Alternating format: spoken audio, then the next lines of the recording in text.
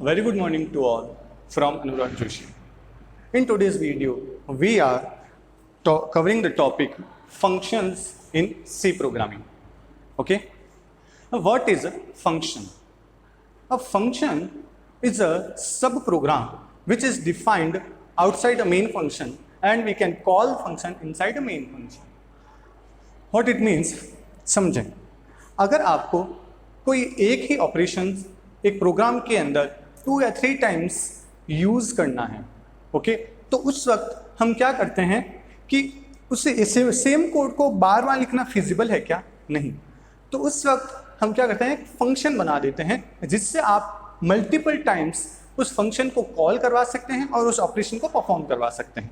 एक एग्जांपल से समझना, जैसे हम लोगों ने एक प्रोग्राम समझा था 2 नंबर को ऐड करने का. ओके, तो वो प्रोग्राम क्या था कि हमने सबसे पहले क्या करते थे, 2 इंटीजर टाइप के वेरिएबल्स लेते थे.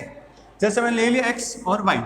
ओके, अब हम क्या करते थे कि इसका जो सम होगा वो किसी में रिजल्ट में स्टोर करवाएंगे. तो मैंने एक और वेरिएबल लिया रिजल्ट.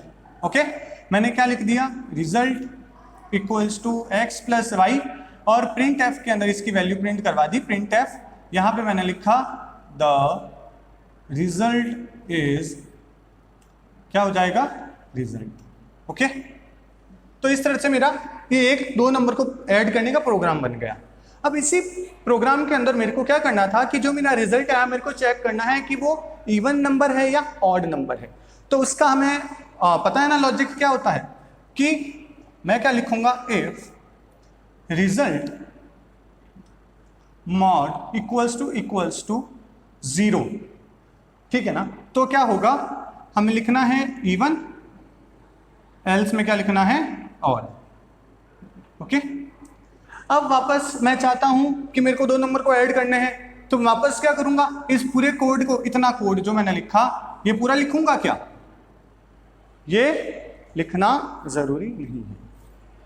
इसलिए अगर आप यही कोड वापस लिखते हैं तो उससे क्या होगा, रिपीटिशन ऑफ कोड होगा. और हम क्या चाहते हैं कि हमारा प्रोग्राम शॉर्ट एंड स्वीट होना चाहिए, जिससे अच्छे से समझ में आ जाए. ओके, इसलिए हम क्या करते हैं, फंक्शन बना देते हैं जिससे अगर अब मैं इसको 3 टाइम्स यूज करना चाहूंगा कहीं पे भी तो इजीली कर सकता हूं, वापस मेरे को पूरा कोड लिखने की जरूरत नहीं है.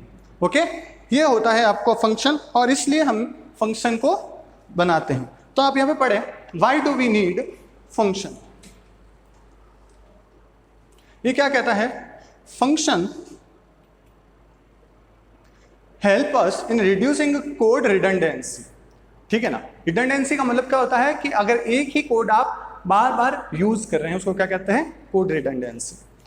Okay, if functionality is performed at multiple places in software then rather than writing the same code again and again we create a function and call it everywhere. Okay, अब यहाँ पे आप इस लाइन को गौर से सुनना, ये क्या लिखा हुआ है कि if functionality is performed at multiple places, अगर एक ही प्रोग्राम के अंदर मेरे को मल्टीपल टाइम्स एक ही ऑपरेशन को परफॉर्म करवाना है तो इन software then rather than writing the same code, तो उस कोड को, सेम कोड को बार बार लिखने के बजाय हम क्या कर सकते हैं, we create a function and called it everywhere.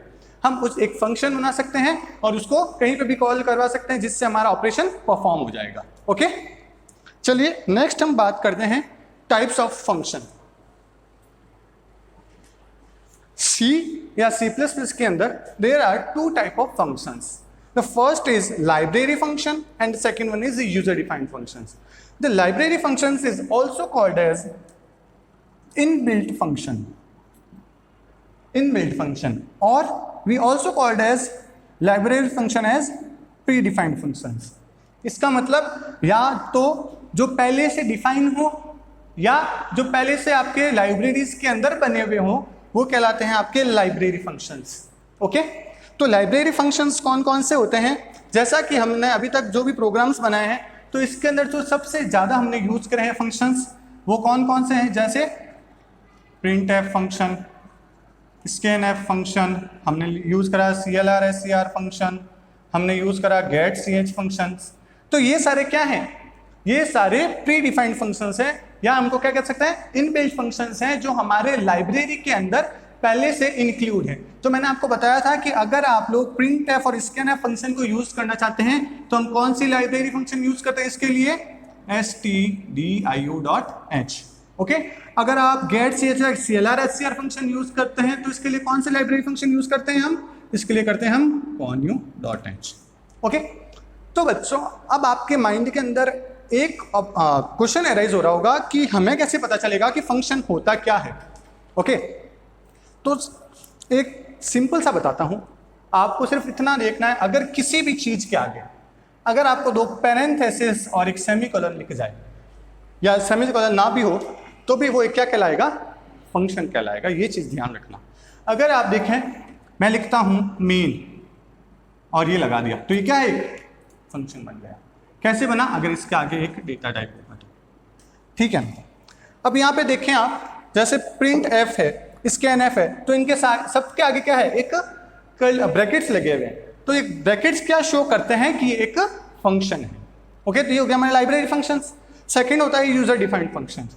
User defined functions वो होते हैं जो हम हमारे यूज के लिए बनाते हैं। ओके, यूजर डिफाइंड फंक्शन आप कोई भी बना सकते हैं। अगर जैसे मैं लिखता हूँ, मैंने लिख दिया void अनुराग और दो ब्रैकेट्स बनाए तो ये क्या हो गया, एक फंक्शन हो गया। बट ये कैसा फंक्शन कहलाएगा, ये एक यूजर डिफाइंड फंक्शन कहलाएगा क्योंकि ये किसी लाइब्रेरी के अंदर पहले से नहीं पड़ा, ये मैंने अपने लिए बनाया है। तो ये क्या कहलाते हैं, हमारे यूजर डिफाइंड फंक्शंस।